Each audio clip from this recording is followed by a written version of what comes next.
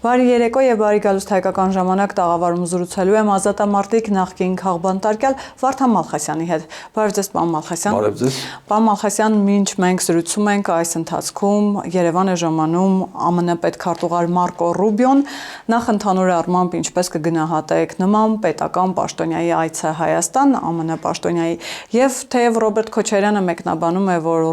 Ռուբիոյի այցը մեկ նպատակ ունի, այն է ցավեցնել Ռուսաստանի Դաշնությանը, բայց հասկանանք թե իրականում ինչ նպատակ ունի Ռուբիոյի այցը եւ հայտարարվել է արդեն, որ փոխադարձ հուշագրեր են ստորագրվելու, ինչ հուշագրերի մասին կարող է գնալ խոսքը եւ ինչ է ցույց տալիս առհասարակ այս քայլը, այս ժեստը։ Նախ ասեմ, սա Հայաստանի Հանրապետության համար, հայ ժողովրդի համար շատ պատմական համաշխարհային նշանակության իրադարձություն է, որտեղ աշխարհի թիվ 1 գերտերության արտաքին գործերի նախարարը, պետքարտուղարը, իրանք պետքարտուղար են ասում, գալիս է Հայաստան։ Ուրեմն գալիս է, նշանակում է, որ Ամերիկան է թիվ 1 գերտերությունը, գերկարևորություն է տալիս Հայաստանի Հանրապետությանը եւ այս տարածքին։ Ռուբիոն, ասեմ ձեզ, պատահական մարդ չի, նախ հանրապետական կուսակցության այն 1-2 թեկնածուներից է, որոնք պետք է հաջորդ նախագահական ընտրություններին փոխարինեն Թրամփին։ Այս առումով Ռուբիոն համաշխարհային մասշտաբի ֆիգուրա է։ Հիմա եւ Ռուբիոն գալիս է մի շատ կարևոր կենսական, ուրեմն փաստաթղթեր ծրագրերի վերաբերյալ փաստաթղթեր ստորագրելու, բայց դրանցից ամենագլխավորը թրիփ նախագծի ուրեմն փաստաթուղթն է։ Ուրեմն միջազգային մամուլում թրիփ նախագիծը դիտվում է որպես ուրեմն արևմուտքի ամենաառանցքային, ամենակարևոր նախագծերից մեկը ամբողջ աշխարհում։ Ինչի համար, որովհետև այդ նախագծով Չինաստանից մինչև Եվրոպա ճանապարհները բացվում են, եւ այդ ճանապարհները պետք է անցնեն Հայաստանի միջով, Սյունիքով։ Այսինքն այդ նախագիծը հայ ժողովրդի համար գյուտ է կամ հայտնագործություն։ Պարոն Մալխասյան, բայց ճիշտ եմ հասկանում, որ Ռուբիոյի այցը ցույց է տալիս, որ Ամերիկայի Միացյալ Նահանգները այնուամենայնիվ պատրաստ է եւ շահագրգիռ է շարունակել այդ բոլոր պայմանավորվածությունները, քիչ չէին խոսակցությունները։ Բայց ասում էլի, ինքը գալիս է մինչև հիմա, որովհետեւ այդ ծրագրի հակառակորդները, այդ ռուսական կայսրության լրտեսները մինչև հիմա վայրահաչում էին աչուծախ, թե դա շոու է, ինչ ծրագիր, ինչ բան, դա ընտրությունների հետ կապված շոու էր, անցավ գնաց էլ մանավանդ այդ պարսիկների հետ հակասություն որ սկսվեց, ասում են այդ ծրագիրը էլ կյանքի չի կոչվի։ Հիմա Ռուբիոն գալիս է, արդեն ներդրումներ են արել, արդեն գործնական նախագծերը կազմված են, գործնական քայլեր են կատարվելու մոտ օրերս, արդեն գնում է այդ process-ը, որ այդ ծրագիրը կյանքի կոչվի։ Մինչև այդ ծրագիրը կյանքի կոչվելը բացվեց նաև Ախր-Քյալագի այդ երկաթգծին է միանում Հայաստանի, այո։ Եվ մոտ օրերս նաև հնարավոր է նաև մինչև ընտրությունները այդ Գյումրի-Կարս երկաթգիծը բացվի, այսինքն Հայաստանը դուրս է գալիս թակարդից, այս 200 ամյա թակարդից, որ ռուսները մեզ միշտ բնութագրել են, որ մենք փոսի մեջ ենք։ Եվ մեզ պետք են փրկիչներ։ Մենք իրենք փրկիչն են, մենք փոսի մեջ ենք, եւ մենք իրենց վասալներն ենք, իրենք եթե մեզ խելոք պահենք, իրենք մի հատ դարսի ճանապարհ կտան, որ մենք չմեռնենք, ապրենք, շնչենք, գոյատևենք։ Մենք ուրիշ զարգանալու համաշխարհային ուրեմն գործընթացներին ինտեգրվելու ոչ մի ճանապարհ չունենք, փախնելու տեղ չունենք։ Պարզվում է, որ շատ լավ տեղ կա, ոչ թե փախնելու, այլ ոնց են ասում, գործիքից, մեզ գործիք էին դիտում որպես ռուսները։ Հայաստանը վերածվում է համաշխարհային գործոնի եւ ինտեգրվում է համաշխարհային այդ բոլոր ենթակառուցվածքներին։ Դա ցավեցնում է Ռուսաստանի Դաշնությանը։ Իհարկե ցավեցնում է, այն էլ ինչ ձևի է ցավեցնում, բայց վայնասունը ինչի համար են գցել, որովհետեւ այդ նախագիծը իր արժեվ նաեւ նպատակ ունի, որ Ռուսաստանին պետք է թողի դուրս այդ նախագծից։ որտեղ ամբողջ Ռուսաստանը իդեպ ասեմ, իր հիմար անհեռատես, ուրեմն անհաշվարկ քաղաքականության հետևանքով, հատկապես իրենց ուրեմն այդ կայսերապաշտ ցարի այդ հիմար քաղաքականության հետևանքով, ուրեմն հայտնվել է ծուղակում։ Ինքը ես միշտ ասել եմ, ես միտքը կրկնում եմ, ռուսները ոչ թե դավաճանել են միայն մեզ կամ մյուս ազգերին, այլ դավաճանել են իրենց, բոլորին դարձել են իրենց թշնամի։ Իսկ ում որ իրանք երաշխավոր են կանգնել, այդ վճռական պահին այդ երաշխավորին մազաչափ անգամ չեն օգնել կամ փորձել օգնության հասնել։ Հələ նայի բանը Ռուսաստանի բաներին ուրեմն այդ որոնց որ ինքը երաշխավոր էր կանգնել դե նաև Ուկրաինայի Սիրիայի բանին Ասադի վիճակը չկարողացան Ասադին սերբերը որ ռուսների հետ այդքան շատ մոտ են կրոնով ամեն ինչով ամերիկան Սերբիան լրիվ ուրեմն քարուքանդարեց ռուսները ռիսկ չարեցին անգամ բանան միակ բավարարվեցին հայտարարությամբ Վենեսուելայի նախագահին կնոջ հետ միասին անգողնուց գողացան տարան ռուսները բավարարվեցին միայն հայտարարությամբ Հայաստանը համարում է ռազմավարական դաշնակիցը չէ ինքը ոչ թե մեզ պաշտպանեց անցավ մեր թշնամու կողմը ուրեմն նվեր տվեց մեր հողերը մինչև էլ ինչ ունենք տվել էր թուրքերին 300,000 կիլոմետրից 900,000 ինչքանը 90%-ը ռուսներն են բանարել աչուծախ նվիրել թուրքերին եւ թաթարներին հիմա դրա համար մի հատ խոսք կա ասում ով որ իրան համարում է ռուսների դաշնակիցը նրան էլ թշնամի պետք չի արդեն ինքը հիմնական թշնամուն գնաց է գրգել է ռուսները վայնասունը դրա համար են գցում նաեւ ուրիշ բանի համար են գցում որովհետեւ այդ թրիպ նախագիծը որ կյանքի կոչվեց Նախ ասեմ, ես միտքը ես ամիսներ առաջ ասել եմ ձեզ մոտ տարբեր տեղեր, Սյունիքը ուրեմն դառնալու է մի հատ դրախտ, ծաղկուն դրախտ։ Այնտեղ տների գինը 10, 20, 30, գուցե 100 անգամ թանկանալու է։ Որտեւ այդ ճանապարհը առևտուրը որ երրում է, այնտեղ արդեն ներդրումներ, կեսամակարդակի բարձրացում եւ այլ։ Ուրեմն ռուսը գիտի որ այդ ծրագիրը որ կյանքի կոչեցին Նաև նպատակը որն է, այս տարածաշրջանը բացել։ Ուրեմն բացում են բոլոր կոմունիկացիաները, բոլոր կապուղիները, բոլոր ուրեմն այդ ենթակառուցվածքները եւ կյանքը սկսում աստեղ օր առ օր աննկարագրելի ձևով զարգանալ դեպի լավը։ Անվտանգությունը օր առ օր սկսելու է կատարելագործվել դեպի լավը։ Ժողովրդավարությունը կամաց մեր ժողովրդի մեծ մասը ժողովրդավարությունից, ինքնիշխանությունից ուրեմն լիակատար պատկերացումներ չունի, բայց կամաց մեր ժողովուրդն էլ է դաստիարակվում, որ թե ինչ թանկ բան է ինքնիշխանությունն ու ժողովրդավարությունը։ Բայց դրա դիմաց ինչ կին պիտի վճարի, պարոն Մալխոսյան, մենք ամեն օր լսում ենք այդ սպառնալիքները Ռուսաստանից եկող նույն գազի գնի հետ կապված բարբերաբար սպառնում են որ ԵԱՏՄ-ից դուրս կդնեն մեզ նույն քաղաքական դաշտում էլ գիտեք ուժեր կան որ հայտարարում են եթե Նիկոլ Փաշինյանը հաղթի ապա Ռուսաստանի հետ տնտեսական պատերազմ է սկսվելու ինչի մասին են այս խոսակցությունները եւ հիշեցնում են բարբերաբար որ ի վերջո լարսը կփակենք Դե ռուսները ես ասում եմ էլի խոսում է դա ռուսների անհեռատես հիմար քաղաքականության մասին որովհետև իրանք ոչ թե դիվանագիտորեն են խնդիրներին մոտենում, այլ են իրանք խոսքա տապորով, ռուսական տապորով, մտրակով, տապորով, սպառնալիքներով, կծեցեմ, կփագեմ, հա, ենթարկվիշ, թե չէ, կայսերի, ցարի բանն է, գործելա ոճը, ուրեմն այդ առևտուրը, որ անում են, երկու ստեկ է շահավետ, միայն մի կողմի, ինչ որ տալիս է ռուսը մեզ, կարող է ծրի է տալիս, կամ ինչ որ տանում ենք մենք ընդեղ նվեր ենք տալիս իրանց, առևտուր ենք անում։ Այդ նույն առևտուրը կարանք մենք Սիրիայի հետ անենք, Թուրքիայի հետ անենք, տանենք եվրոպական երկրների հետ անենք, այսինքն Ռուսաստանը չի հասկանում, որ իր այդ քայլերով էլի ինքը իրան գցում է ծուղակը։ Հայերը միշտ ելքը կգտնեն, արդեն գտել են ելքերը ամեն ինչի։ Եվ հայերը միշտ առանց գազի այն առաջին ազատամարտի տարիներին Արցախի, չէ, ինչքան ժամանակ մենք գազ չունեինք, էլեկտրականություն չունեինք,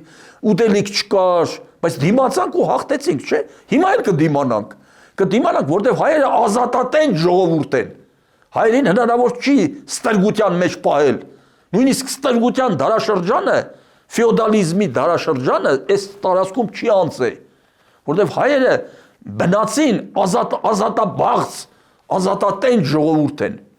Հայերին հնարավոր չի ուրեմն փագել իրանք ոնց որ մտածում էին փոսի մեջ ու չթողել որ զարգանան։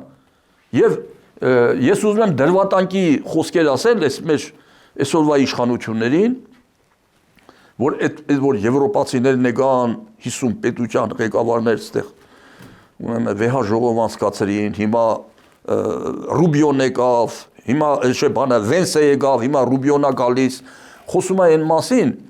որ մեր իշխանությունները վերջին հատկապես 5-6-7 տարիների ընթացքում վարել են շատ խորիմաստ, հաշվարկված, այդ բալանսավորված բառը հայերեն չի, հայերեն հավասարակշռված, թարգմանենք հայերեն, հավասարակշռված քաղաքականություն, որի արդյունքում մենք ուրեմն ինտեգրվել ենք համաշխարհային, հիմա ամբողջ աշխարհը Հայաստանի մասին է խոսում։ Հայաստանը դարձել է գործոն ամբողջ աշխարհում մեկ։ Եվ այդ ինչի շնորհիվ, որտեվ մեր իշխանությունները քաղաքականությունը վարել են իրանց մտածելակերպով, մեր պետության հաշվարկներով, մեր պետության շահերից ելնելով քայլեր են կատարել եւ մեր պատասխանատվությամբ են քայլերը կատարել։ Դրա համար ենք արձանագրում այս լավագույն արդյունքները։ Իսկ առաջ օրինակ առաջ չեն կարա, առաջ թեկուզ Քոչարյանի օրոք, Սերժի օրոք, Լևոն Տեր-Պետրոսյանի օրոք որևէ շարժ առանց Ռուսաստանի մենք չենք կարողացել անել։ Նույնիսկ այդտեղ պաշտոնների, որ նշանակում էին նախարարի տեղակալ, դի Մոսկվայի հետ համաձայնեցնեին։ Մոսկվան մեզ դարձել էր իր վասալը, չէր թողում որ մենք ինքնուրույն, ինքնիշխան քայլեր կատարենք։ Դրա համար մենք ճահիճի մեջ մնացել ենք այս 30-35 տարի մենք թակարդի մեջ ենք եղել։ Ուղղակի գոյատևել ենք կենսաբանորեն, բայց հիմա մենք ուզում ենք ոչ թե գոյատևենք, ուզում ենք հզորանանք։ Պարոն Մալխասյան, բայց հետաքրքիր է, վերջին օրերին միջազգային լրատվամիջոցները հետաքրքիր բացահայտումներ են անում այդ մասին, օրինակ Insider-ը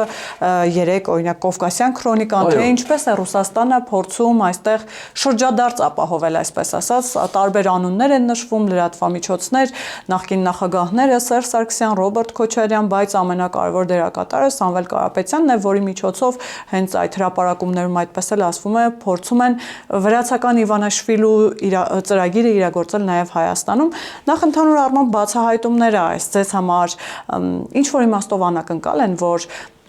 Սամվել Կարապետյանը 1993 թվականին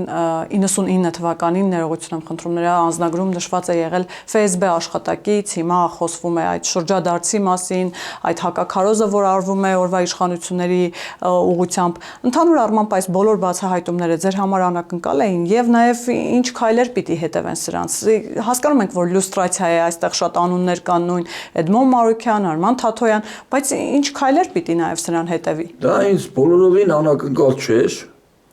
որտեղ ռուսական հատուկ ծառայությունները հələ սովետական իշխանության տարիներից սկսած, այստեղ միշտ վխտացել են։ Այստեղ իրանց համար եղել է բան անխոչնդոտ տարածք, որտեղ ինչքան ուզեցել են ցանել են, ինչքան ուզեցել են հնձել են, ինչ ուզեցել արել են։ Եվ ուրեմն նկարագրելի չափերի գործակալական ցանց են ձևավորել։ Հիմա որ ուշադիր նայեք, չէ՞, տեսեք, ռուսները Արցախը բառից բուն իմաստով դա հիմնավորված փաստ է, էլի ես նոր բառեր չեմ ուզում ասեմ, անցան ադրբեջանցիների կողմը Արցախը նվիրեցին ադրբեջանցիներին։ Բայց Ադրբեջանում ռուսները այդքան լծակներ չունեն։ Տես ռազմաբազա մեր մոտ ունեն, այնտեղ չունեն։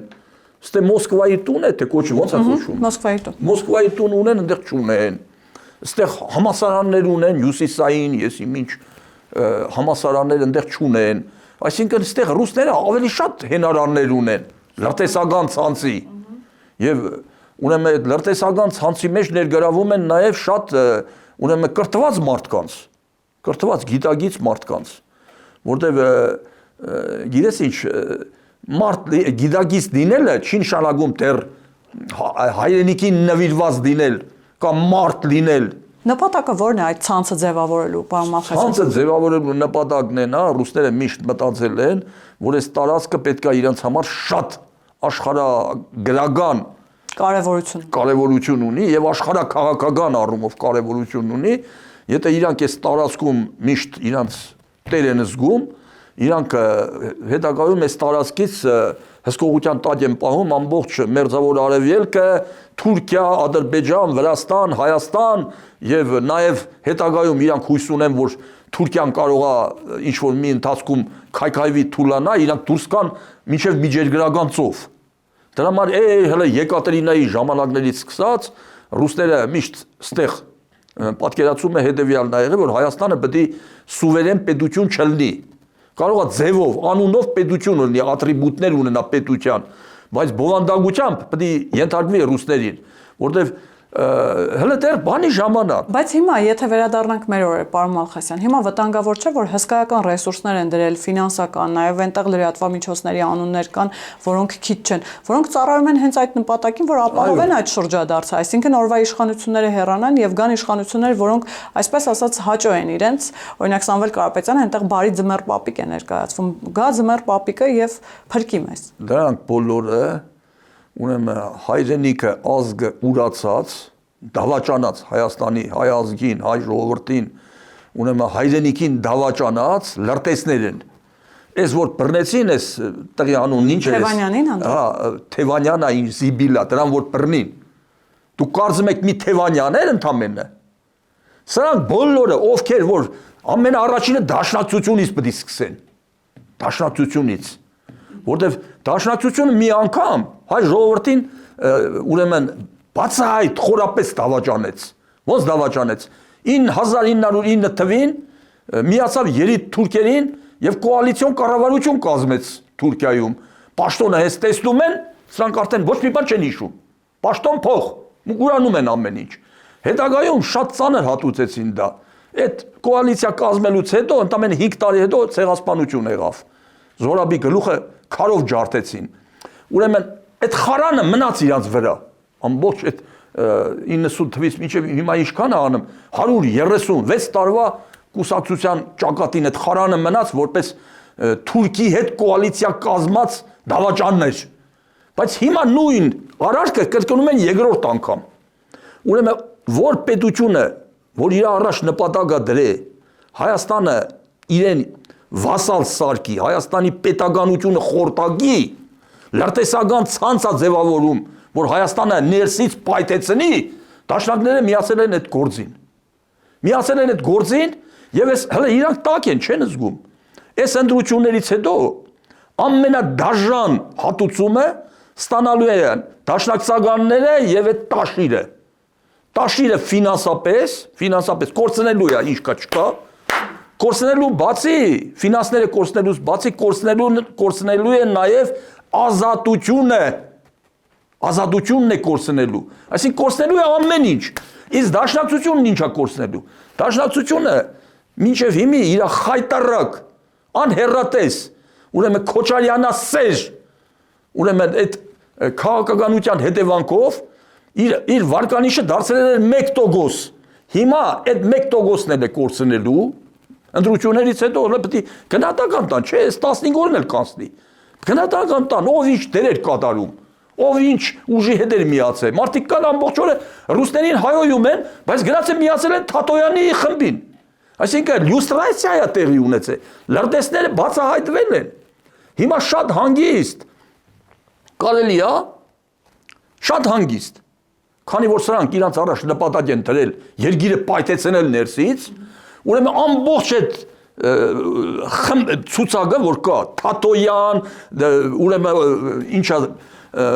Տաշիր Սամո, Դաշնակցություն, Քոչարյան, այն մյուսը անուններն ինչա, դրանց ծերից ծեր քրեական գործ հարուցել հայրենիքի դավաճանության հոդվածով։ Բոլորին կարելի է հատուցել, որտեղ մեր ժողովուրդը մի բան է պահանջում Փաշինյանից։ Այս իշխանությունները իհարկե անպայման հաղթելու են ու շատ մեծ հաջողությամբ են հաղթելու, բայց նոր իշխանության, որ մինչև հիմա ինչու մենք ես անձամբ ինչու եմ մեղադրում Փաշինյանին, որ ինքը այս առանձնապես ծանր հանցանքների մեջ թաղված սրիկաներին խստագույնս չպատժեց, որտեղ մեր ժողովրդի պահանջը հետևյալն է. մենք առանց գազի, առանց հացի, առանց ջրի, առանց ուտելիքի կարող ենք դիմանալ, բայց առանց արդարության եւ առանց ճշմարտության հայ ժողովուրդը չի կարող դիմանալ։ Ուրեմն Նիկոլ Փաշինյանի գլխավոր ուղղությունը պետք է լինի ճշմարտությունը, արդարությունը հետապնդելու խիզախությունը։ Եթե նա այդ խիզախությունը ունեցավ, ուրեմն այս ժողովրդի աստվածը կդառնա։ Արդարություն ասելով ինչ նկատի ունեք, պարոն, ովքեր պիտի նստեն, որոնց արդարություն, ովքեր ծանր հանցանքներ են գործել, առանձնապես ծանր։ Մարտի 1-ը նկատի ունեք։ Մարտի 1-ը շատ, իհարկե, մարտի 1-ը, եթե խոստացել են, որ պիտի բացահայտեն, բացի իրաց խոստանալը, Եվրոդատարանը որոշում ընդունել, չէ՞ որ մարտի 1-ը պետքա բանալ լինի, մեղավորներ կան։ Այդ Քոչարյանը հիմա որ այսպես վայրահաչում է, գիտեք ինչի է այդպես վայնասուն դրել։ Քոչարյանը 100% հիմա գիտի, որ իրան կալանավորելու են։ Հիմա կարող է մինչև այս ընտրությունների սկիզբը չկալանավորեն, բայց ախուսապելի է, նա պետք է գնա նստի։ Հիմա ինքը վայնասունը գցել է Դաշնակցության հետ միասին, որովհետև ինքը գիտի, որ ընտրություններից հետո կկալանավորեն։ Իսկ երբ որ այդ օրը եկավ հասավ, պետք է իր կողքը կանգնած մարդիկ, այդ իր ծախված լրագրողները նորից նույն վայնասունը շարունակեն, թե Քոչարյանը քաղբանդարյալ է։ Հիշում եք 15-20 օր առաջ Փաշինյանի հասեին վատ բաներ խոսած է, Փաշինյանն էլ վրեժ է լուծում եւ դրա համար բանդարկել է իրան։ Դրանից ելնելով Քոչարյանը ակտիվացել է։ Հիմա աչ ու ձախ Նիկոլին ներքաշում է վեճերի, կռիվների, ուրեմն զանազան բաների մեջ։ Պարոն Մալխասյան, բայց հետաքրքիր է վերջերս հայտարարեց, որ եթե այս իշխանությունը գողանա իրենց հաղթանակը, իրենք պատրաստ են գնալ անգամ հեղափոխության, հեղաշրջման։ Ինչի մասին են նաև այս խոսակցությունները։ Ինչ հաղթանակի մասին է խոսում Ռոբերտ Քոչարյանը։ Կռվից հետո էլ բռունցքներ թափահարելը անիմաստ բան է։ Իրանք այդ ուժը, այդ հնարավորությունը չունեն։ Բայց ինչ հաղթանակ։ Հաղթանակ էլ չունեն։ Սրանք բանին, այդ վախից, այդ որ անունները դրել ուժեղ, այն մեկը առյուծի վրա է նստում նկարվում, թե իբր ինքը առյուծին հաղթել է, ուրեմն ձեզ էլ կհաղթի։ Այն մեկը տները, այս բանը տաշիր սամոն ամրոցներ է սարքել, պալատներ, ուրեմն տների, որ նայես այդ ճակատի ֆասադի վրա մենակ առյուծներ են, առյուծների քանդակներ։ Ծառուկյանը կենթանի առյուծներ է բուծում վանդակներում, բոլորը առյուծների հետ են իրաց ասոցացնում, նմանեցնում։ Եվ Քոչարյանը պատահական չէր, որ այդ առյուծի վրա նկարվելուց հետո եկավ Հայաստան, հայտարարեց, որ այստեղ մեկ ցույցեր էին անում այն ժամանակ, ասին ցույցեր են անում, ման է թող անեն, այս Երևանում, Հայաստանում տղա չկա, մի տղա կա, այն էլ ես եմ։ Եթե մի հատ փեշտ անեմ, այս երևանցիները կմտնեն պատի ծակերը։ Դե հիմա թող հիշեն երևանցիները այս խոսքերը։ Այն երևանցին, որ այսքան խոսքերը լսելուց հետո գնում էլի Քոչարյանին ձայնա տալի, ուրեմն թող գեդինը մտնի այդ երևանցին, ապրելու իրավունք չունի այդ երևանցին, այլևս։ Նա իրավունք չունի էլ հայտարարելու, որ ինքը տղամարդ է, որտեվ իրան Քոչարյանն ասել է, որ տղամարդը ես եմ։ Հիմա վերջում կպարզվի էլի տղամարդնով է։ Կյանքը ցույց կտա տղամարդնով է։ Տղամարդը մենակ առյուծի վրա նստելով չի որոշվում։ Քաջնազարի կերպարը դրանք լավ ուսումնասիրել են, Քաջնազարն էլ չէ, այդպես բաներ անում։ Գոռում էր, փախնում էին բան, վերջում պարզվեցի, որ այդ մարդը բան է։ Տգլոր է, փուճ է, կինը կարող է իրան ծեծել, մաղը խփել գլխին։ Նույն օրը սրանք են նգնելու։ Սրանք Քաջնազարի օրն են նգնելու։ Կհիշեք իմ խոսքերը։ Սամվել Կարապետյանն էլ իդեպ արդեն իրեն պարոն վարչապետով են դիմում, կառավարության նիստ է անում պարոն Մալխասյան, եւ հետո վերջին հրապարակված ձայնագրություններում էլի խոսվում էր այն մասին, որ եթե անգամ Նիկոլ Փաշինյանը հաղթի, իրենց բառերով ասեմ, ձայնագրության մեջ ոնց որ ասվում էր, պերևարոտ են կանելու, այսինքն իրենք չեն հրաժարվում հետընտրական այդ զարգացումներից։ Այդ թող չհրաժարվեն, նախ մի բան ասեմ, Սամվել Կարապետյանը մի քիչ առաջ ասի, ինքը փողերից զրկվելուց բացի զրկվելու է ազատությունից։ Ուրեմն ինքը մի բան չի հասկանում, որ սա պետություն է, ՄԱԿ-ի կողմից ճանաչված պետություն է։ Ինչքան էլ ուզում է ռուսները վայրահաչեն։ Մենք պետություն ենք եւ այսօր աշխարհի կողմից տեսեք Ռուբիոն հպատական չի եկել, այստեղ ինչ ուրեմն բաներ են նոր փաստաթղթեր են ստորագրելու։ Այս պետությունը ունի օրենքներ, ունի սահմանադրություն, չէ՞։ Հիմա սահմանադրությամբ Իրան այդ տաշիրին իրավունք չունի ստեղ վարչապետ դառնալու, իրավունք չունի նույնիսկ падգամավոր դառնալու։ Բայց իրենք առանձնապես սահմանադրությունը չի հետաքրքրում։ Եթե չի հետաքրքրում, պետությանն էլ իր վարկագիծը չի հետաքրքրում։ Բայց ինքը պետությանը հակառակ քայլեր անի, ուրեմն պետությունը պետք է պատժի։ Թող բան անեն, այն տերտերն էլ մի հատ էլ է մեյդան եկել էր հասե մինչև ազգային ժողովի դուռը։ Ասում էր պետք է գրավենք, ջարդենք, տրորենք, ուրեմն ինչ ձայնագրություններ հանեցին, որ պատերի տակ պետք է գնդակահարենք ժողովրդին։ Ասում է, այս խորապես անասուն ժողովրդին հարկավոր է պատերի տակ գնդակահարել։ Ինչ եղավ այդ տերտերի վերջը, այդ սուտ տերտերի, սուտ, փուչ, ուրեմն բութ եւ սուտ տերտերի վերջը ինչ եղավ։ Հա։ Անունն է դրել են 17 արդարների դատավարություն։ Այդ ինչ արդարները ուզում են հայ ժողովրդին հոշոտեն, ուրեմն ավտոբուսները վառեն, ուրեմն պատերի տակ գնդակահարեն եւ դրանց հետո անվանում են արդարներ, հա։ Կամ կարող է ինչ-որ մեկն էլ ասում է քաղբանդարգյալ են։ Տերորիստը, հայ ժողովրդին խորապես անասուն անվանողը ոնց կարող է արդար լինել։ Կամ սրանք, որ ելել են հայրենասիրությունից են խոսում, Քոչարյանը Դաշնակցության հետ միասին, սրանք այս ժողովրդի ուղն ու ծուծը կերան, թալանեցին։ Բոլոր պարամետրներով այս երկիրը հոշոտեցին։ Հիմա ես հարց եմ տալիս, թալանչին, գողը, սեփական ժողովրդին նսեմացնողը, սեփական ժողովրդին հարստահարողը կարող է նաև հայրենասեր լինել, դեսպան հնարավոր չի, դեսպան չի լինում, այո ախպեր։ Պարոն Մալխասյան, քանի որ հոգևոր դասին հիշեցիք, տեսեք, պատահական էր այս օրերին, որ Ռուսաստանի եւ Նոր Նախիջևանի թեմի առաջնորդ Եզրաս Ներսիսյանը խորհրդային քարտեզի ֆոնին տեսաուղերձ է հրապարակում, որում ասում է, որ առաջիկա ընտրությունները շատ կարեւոր են, հորդորում է բոլորին գնալ ընտրել հանուն ուժեղ Հայաստանի, կխնդրեմ ուշադրություն դարձնեք, եւ ասում է, որ այս ընտրությունները շատ կարեւոր են, կարեւոր եզրագիծ է, մենք պիտի ընտրենք, գնում ենք փրկելու մեր սրբությունը, մեր ինքնությունը եւ նաեւ մեր ազգային արժանապատվությունը, ազգային արժեքները, հիմնասյուները, ինչ հիմնասյուների, արժեքների, սրբությունների մասին է խոսում Եզրաս Ներսիսյանը եւ իր պատկերացրած այդ ուժեղ Հայաստանի մոդելը, որն է, երբ ֆոնին խորհրդային միության քարտեզն է։ Ինչպես հասկանալ նաեւ այս ուղերձը։ Եզրասի մասին մեր ազգային անվտանգության տնօրենը փաստաթուղթ հրապարակեց, որ ինքը KGB-ի գործակալն է, ազգային անվտանգության տնօրենն է, այս բանից լրատվամիջոցներից չենք վերցրել,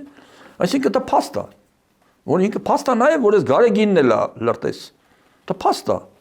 ուրեմն հիմա եթե նա լրտես է, ծառայում է իր տերերին, տերերը նպատակ են դրել Հայաստանը սարքել իրանց վասալային պետություն, Հայաստանին որպես թույլ չտան, որ Հայաստանը ուրեմն միանգամից զարգանա, ինտեգրվի համաշխարհային կառույցներին։ Ուրեմն այս բանի։ Այսինքն սա էլ է ջրաղացի վրա ջուր է լցնում։ Սրան էլ պետք է դատեն որպես մեր պետության հիմքերը քանդող լրտեսի, պետական դավաճանի։ Այս բանի Եզրասին ուրիշ մեղքեր են ունի։ Ինքը հազարավոր երիտասարդների ուրեմն խապել, հավաքագրել նյութապես, որոնց ուրիշ ձևերով ուղարկել է Ուկրաինայի ռազմաճակատ եւ բոլորը անխտիր ուրեմն այնտեղ զոհվել են։ Դարձել են անփառունակ,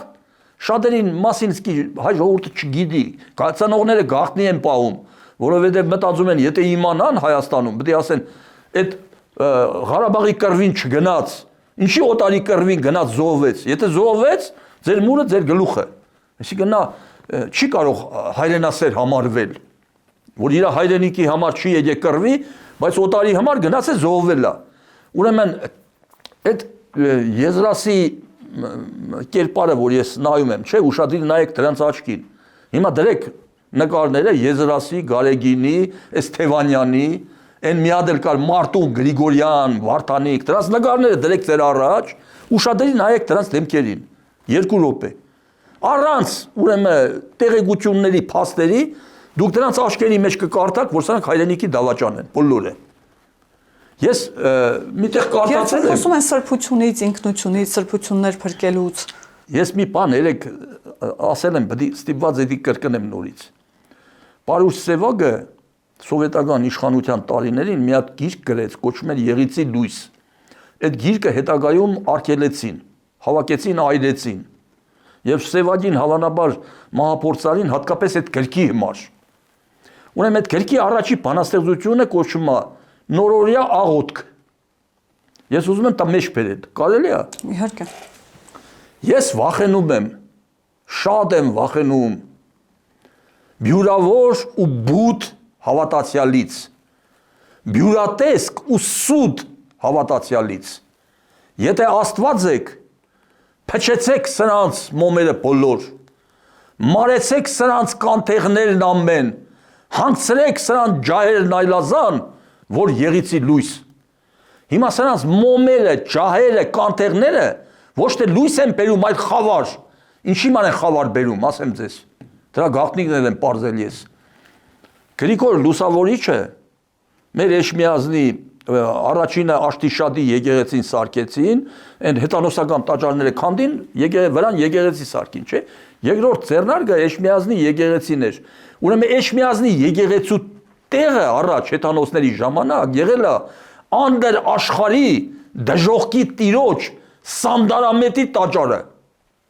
Այսինքն սատանաների Աստծո տաճարն է եղել Էշմիածնի եկեղեցու փոխարեն։ Հիմա Տրտադն ու Գրիգորը որոշել են, որ այդտեղ սարքեն մի հատ մայր եկեղեցի, ինչ նպատակով, որ քրիստոնեությունը լույսն է, լույսը եկավ նստեց խավարի վրա, խավարը իջավ գետնի տակ։ Հա, բայց հիմի անցել է 1700 տարի, այդ իրան ձեռնարկից հետո։ Այդ խավարը, մի քիչ որ ասի, սրանց կանթեղները խավար են բերում։ Խավարը գետնի տակից դուրս է եկել։ Դուրս է եկել եւ խաթարել է հայ ժողովրդի, ուրեմն եւ անդորը, եւ հավատքը, եւ մշակույթը, եւ նկարագիրը, սրանք սատանաների ճտերն են։ Այս բաները Եզրասը, Գարեգինը եւ նրանց նմանները այդ Սանդարամետի գետնի տակից ելել են։ Սրանց մինչև արմատախիլ չանես, չմաքրես, լույսը եղիցի լույս չի լինի, մոռացեք։ Պարոն Մալխասյան, վերջում խոսենք նաև առաջիկա շքերթի մասին։ Բաքվի բանտից նախ Արցախի նախկին պետնախարար Ռուբեն Վարդանյանը այս իմաստով հայտարարություն է տարածել, կոչով է հանդես եկել եւ մայիսի 28-ին Հանրապետության օրվա առթիվ Երևանում նախատեսված շքերթը անվանել է անբարոյական քայլ։ Ըստ նրա, բանակը կառուցվում է ոչ թե շքերթներով, փողով եւ զենքով կամ կոչումներով, այլ ամենակարևորը ոգով, բարոյական եւ հայրենասիրական ոգով։ Ինչպես հասկանալ նման Ռուբեն Վարդանյանը Բաքվի բանտից։ Ընդհանուր առմամբ կարծես թե սա էլ բանակի բարեփոխումները, ձեռքբերումները անկախ քաղաքական հայացքից եւ անկախ գտնվելու վայրից բոլորին պիտի ուրախացնեն։ Ինչ է կարծում, ինչու են նաեւ որոշ շրջանակներ այդ իմաստով հարձակվել նաեւ բանակի վրա։ Կարևոր է շքերթը նախ ընդհանուր առմամբ։ Այս շատ կարևոր է, որտեղ այսօրն է շատ կարևոր։ Ուրեմն իրականում մենք այդ հաղթանակը Սարդարապետի ճակատամարտի այսօր ենք տարել ավելի շատ։ Մայիսի 26-ին։ Մայիսի 26-ին սկզբից այդ Անի քաղաքի դիմաց, Անի շրջանка այդ աղին գնում է դեպի բան Բաղրամյան, այդ կողմերն են թուրքերին Ախուրյան գետի այդ հատվածում թուրքերին կոտորել, հետո նոր ամսի 27-ին շարունակվեց, 28-ին հաղթանակը տոնեցին։ Ուրեմն մայիսի 28-ը մեր ժողովրդի պատմության մեջ ամենակարևոր, եթե ոչ գլխավոր տոներից մեկն է, որովհետև այդ օրը մենք անկախություն ձեռք բերեցինք դարավոր կորստից հետո։ Ուրեմն եթե մայիսի 28-ը չլիներ, ուրեմն մենք սեպտեմբերի 21 էլ չէինք ունենա։ Հավիտյանս հավիտենից այս հայ ժողովուրդը կզրկվեր անկախ ապրելու եւ պետություն ունենալու ուրեմն հաճույքից։ Ուրեմն դրա համար մենք այդ բդի շատ կարևոր ենք այդ օրը, մայիսի 28-ը, որտեղ ռուսները նույնիսկ բանի ժամանակ Լենինի ժամանակին չի ուզեցել, որ հայերը պետություն ունենան։ Ռուսները միշտ ծրագիր են ունեցել, որ հայերը պետքա ինչ որ մի ազգի կցորդ լինեն։ Ռուսները սարսափում են հայերի ինքնիշխանությունից, կամ վրացիների, կամ ադրբեջանցիների ավտոնոմ մարզ պետք է լինենք մենք։ Մեզ փրկել է այդ գաղափարից Նժդեհը։ Նժդեհը չի ենթարկվել բանի այդ որոշումներին, ուրեմն Լեռնահայաստանում առանձին պետություն ձևավորեց, ուրեմն Լենինի բանակների դեմ կռվեց ու կոտորեց ամբողջ ուղարկած բանակներին եւ ստիպեց, որ ռուսները փաստի առաջ կանգնեն եւ Հայաստանը ընդունեն որպես իբրև հանրապետություն։ Ձևով մենք հանրապետություն ենք, բայց էլի 70 տարի եղել ենք ռուսների վասալը։ Բայց այդ 28 թվի, այդ 18 թվի մայիս 28-ի հաղթանակը մեզ պարգևեց, որ այսօր մենք ունենք Հայաստանի Հանրապետություն։ Դրա համար ես հայ ժողովրդին շնորհավորում եմ, կարևորում եմ այդ օրը շատ եմ կարևորում։ Հիմա շքերթը քայլը պարոն Մալխասյան։ Շքերթի համար հիմնական վայնա ինչ որ խոսում է Ռուբեն Վարդանյանը, իմացի որ նրա տերերն են էլի հրահանգել նույն խոսույթը։ Մոսկվա, Կրեմլ, բոլոր վտանգավոր բաները ընդդեղից է գալիս։ Հաղորդումներն ու չարախոսությունները, ուրեմն վայրահաճությունները իրանք թելադրում են իրանք լրտեսներին, լրտեսները սկսում են հաճալ։ Ուրեմն հիմա ես մի քիչ առաջ ասի, որ Հայաստանը երբ որ ինքնուրույն արտաքին քաղաքականություն վարեց եւ այլ ընտրանքային անվտանգության այլ ընտրանքային ուղիներ գտավ, ուրեմն բանակը ես չեմ չափազանցնում 10-նապատիկ, 20-նապատիկ, գուցե 50-նապատիկ ուժեղացել է, քան թե 10 տարի առաջ։ Տեխնոլոգիապես է նաև ուժեղացել։ Հերիկա ասել, որ Հայաստանը միջազգային այդ զենքի արդյունաբերության շղթային է միացել, Հայաստանը այսօր եվրոպական երկու երկրի զենք է արտահանում։ Ինչ մակարդակի է հասել, մենք չենք խոսում այդ մասին։ Շատ բաներ կա, որ չեն հրապարակում, բայց մենք ես գիտեմ, որ մենք ուժեղ ենք այսօր։ Եվ բանակը չի կողոպտվում, ոնց որ առաջ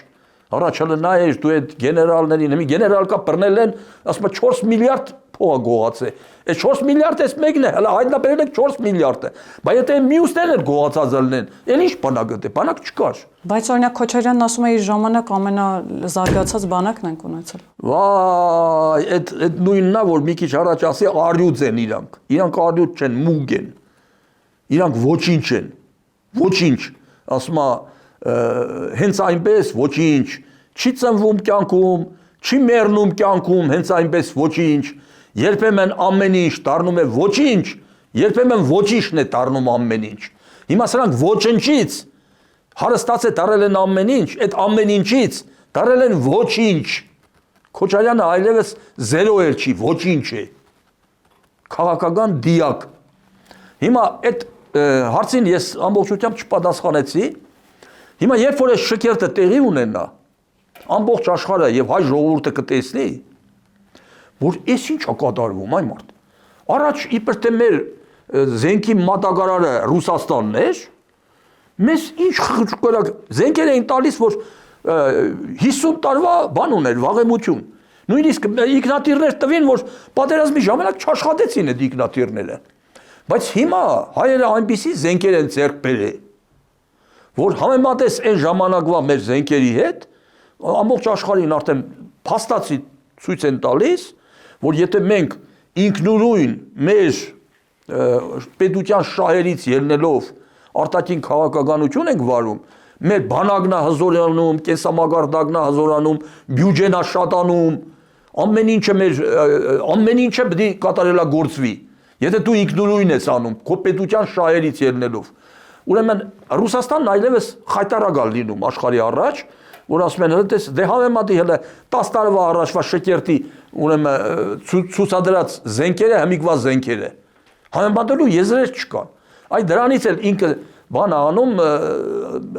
ես չեմ ուզում մարդը բանդարգված է, վատ բաներ խոսամ, ես էլ եմ բանդում եղել, գիտեմ, բայց հատուկ Ռուբեն Վարդանյանի այդ հնարավոր է ոչ էլ բանդից է ասել իրան, իր անունը ուղղակի մտցրել են այդտեղ, որ բանդից sense բան է հայտարարում։ Այ քեզ բանդից նախ հələ թող այդ մարդն էլ ես իր ազատությունն եմ ցանկանում, թող ազատություն ստանա, բայց հələ թող այդքան որ ինքը մեծահարուստ մարդ է եղել, հայտնվել է այդ բանդում, Բաքվի բուլվարում, հələ թող մի հատ ինքը իրան հաշիվ տա, ով իրան բերեց հասցրեց այդտեղ, ով նույն Պուտինը չբերեց հասցրեց Բաքու իրան, նույն Պուտինը հանրահարություն, Լևոն Հայրապետյանի գլուխը ով կերավ, նույն Պուտինը, հոկտեմբերի 27-ը ով արեց, Մոսկվա, մարտի 1-ը, մինչև Մոսկվայից թույլատրություն չստացան, մարտի 1 չիրագործեցին, այդ բանի Ղարաբաղից, որ բերում էին սպեսնազը,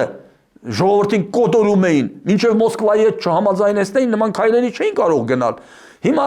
այդ մարդը հələ թող հաշիվ տա ինքն իրան, ով որ իրան բերե գցել այդ ծուղակը, փոխանակ դրան հիմա ինքը մեղադրի, նորից անցել է դրա կողմը։ Հենց մեր ամբողջ հայ ժողովրդի պարտույտը նրանումն է, որ մենք մեզ նսեմացնողին, մեզ 100 անգամ խափողին, մեզ անարգողին, մեզ դավաճանողին գնում ենք նորից կոշիկները լիզելու։ Սա բանա մեր ազգին ոչ հարիր բանա։ Կան բոլոր ազգերի մեջ կան դավաճաններ։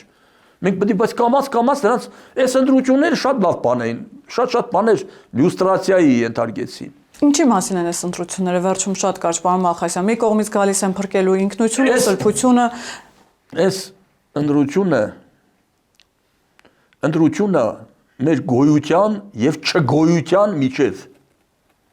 Այս ընտրությունը մեր ազատ ապրելու եւ վասալ դառնալու միջև։ Այս ընտրությունը մեր պետականություն ունենալու ու չունենալու միջև։ Այս ընտրությունը լույսի ու խավարի միջև։ Այս ընտրությունը կեղծիկի, չարիքի եւ ճշմարտության միջև։ Ուրեմն դրա համար ես այս մեր ժողովրդին խորհուրդ եմ տալիս, ասում եմ, նայեք, օլիգարխիան երբեք չի ուզում, որ ժողովուրդը բարեկեցիկ ու հարուստ ապրի։ Ընդհակառակ օլիգարխիան, քրյա օլիգարխիան, մոռացա քրյական բառը սկզբից տնել, քրյա օլիգարխիան միշտ ուզում է, որ ժողովուրդը աղքատ լինի եւ լյումբել լինի։ Ժողովուրդը զրկվի մտածելուց, բուտ լինի, որովհետեւ երբ որ ժողովուրդը աղքատ է լինում, ժողովուրդը նաեւ դեգրադացվում եւ լյումբենացվում է։ Այդ լյումբենացված ժողովրդին հեշտ է խաբել, մոլորեցնել, ուրեմն էժան որպես աշխատող ուժ օգտագործել, մտրագել, ուրեմն այդ ժողովուրդը նաեւ չի ապստամբում, որտեղ լյումբեն է։ Քրյա օլիգարխիայի երբեք չմտածեք, որ որևէ քրյա օլիգարխ եթե շատ փող ունի, այդ փողերը տալու է ժողովրդին։ Ժողովրդի քթից է բերելու։ Դրա համար ձեզ ասում եմ, ժողովուրդ, ուրեմն ինձնից քեզ խրատ, դες չմոռանաս, կհեզնեն վրատ, եթե կռանաս այդ օլիգարխները։ Ես ժողովրդին ասում եմ, ուրեմն այս ընտրությունը բախտորոշ է, մեր լինելիության հարցն է լուծում։ Հանգարց, ուրեմն անտարբեր չմնաք, բոլորդ գնացեք ընտրության եւ հասկացեք, որ ուրեմն սխալ ղեկավար ընտրելը ճակատագրական է լինում երկրի համար։ Ուրեմն շատ պետությունները, շատ ժողովուրդներ են եղել, որ սխալ ղեկավար են ընտրել, այդ ղեկավարը տարել է ամբողջ երկիրի կործանման։ Նժդեհը մի հատ խոսք ուներ, ասում էր, երբ վատն է առաջնորդը, վատթարագույն են դառնում այն բոլորը, ովքեր դժբախտություն են ունեցել նրա իշխանությանը հանձնվելու։ Ինչքան դեպքեր է եղել։ Քոչարյանի նման առաջնորդը կարող է հրաման տա ժողովրդին գնդակահարել։ Այսինքն այդ առաջնորդ ընտրելիս ոչ թե մի անգամ չափեք նոր կդրեք, այլ 100 անգամ չափեք նոր կդրեք։ Մի ուրեմն գործեք ձեր խղճին հակառակ, ձեր խղճի հետ գործարկի մեջ մի մտեք, մի ծախվեք, մի խապեք, մի խապվեք, մի կեղծեք, մի կաշառվեք, դուք այս հասարակության մի մասնիկն եք եւ այս պետությունը ձեր նման միլիոնարներից է կազմված եւ ձեր ճիշտ ընտրությունից կախված է ոչ միայն ձեր, այլև ձեր ազգի, ձեր երեխաների, ձեր հայրենիքի ապագան։ Դրա համար այս բոլոր բաները հաշվի առնելով նոր գնացեք ընտրության եւ վերջում էլ միտքս եզրափակեմ, ուրեմն մեր հանճարեղ աշխարհահռչակ գրող ուրեմն Հրանտ Մատևոսյանի խոսքերով այն մի հրաշալի կարգախոս կար 18 թվին, որ ասում էին ես եմ տերը մեր երկրի, այդ գիտես հրաշալի բան է,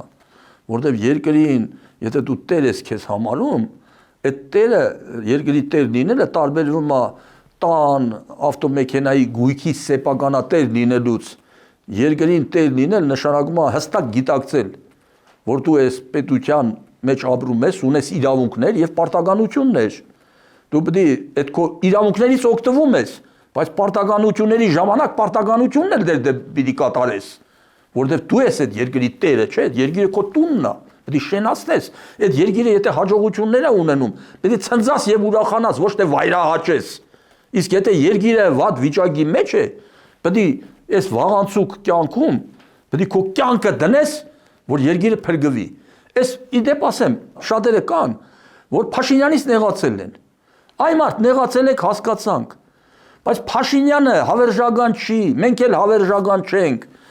Մեր կյանքը անցնում է մի վայրկյանի պես, իսկ հայրենիքը պետք է հավերժական լինի։